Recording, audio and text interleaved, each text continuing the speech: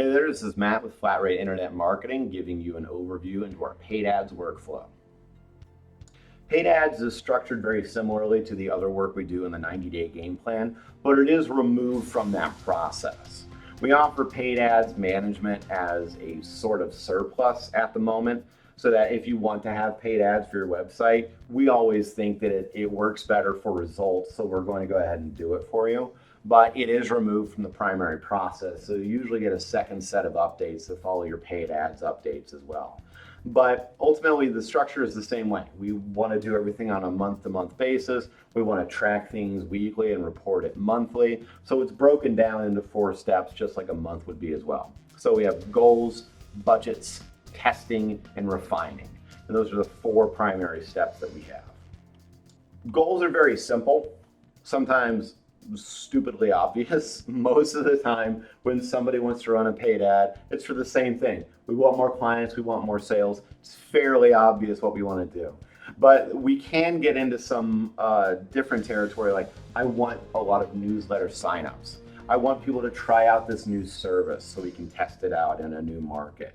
So there are definitely some more abstract goals that create secondary objectives for us to follow, but setting that primary goal is more important because it gives us the architecture for which we can set our budget and keyword management.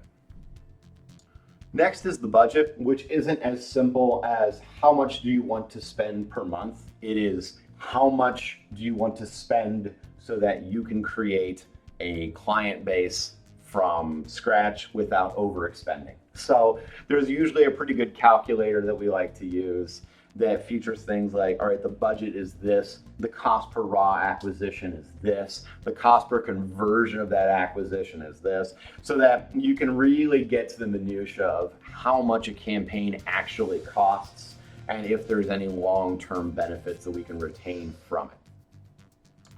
Next, of course, is testing. So there are usually 3 sections of an ad that I consider. I usually consider there being what happened during the ad process, what happened when somebody saw our ad, what happened when somebody saw our landing page, and then what happened with the conversion. Did they fill out the form? Did they give you a call or not? If not, why? What page did they do it? So there's a lot of really good flows that we can work with.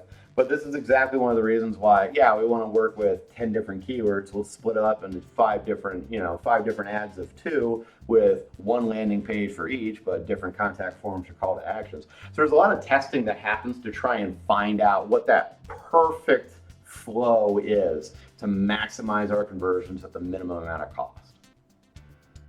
Next step is, of course, refining.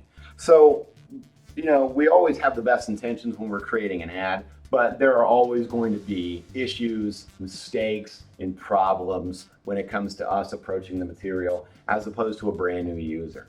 These can be things such as negative keywords, bad UX design for the landing page, specificity issues in case some people have different concepts as to what terminologies or services will usually intersect, and of course jargon or phrasing problems.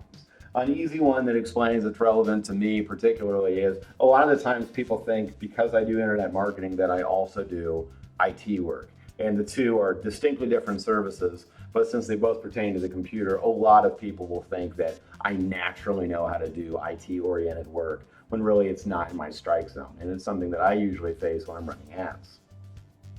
Finally, there's reporting. Now, this is probably the most needled down reporting that we'll get. We usually track changes either every day or every 2 days, depending on how quickly the campaign is getting off the ground. Now, we don't want to overload an individual client, so we try to ask them, what's a good amount for you? Do you want to do calls weekly, calls bi-weekly, calls monthly? Do you want to do a call monthly and then you get reports weekly? There's a lot of measurement that goes into I'm paying this much and what am I getting out of it that we need to figure out before we ever get started. So reporting can be as open a faucet as you want or as close to a drip as you want.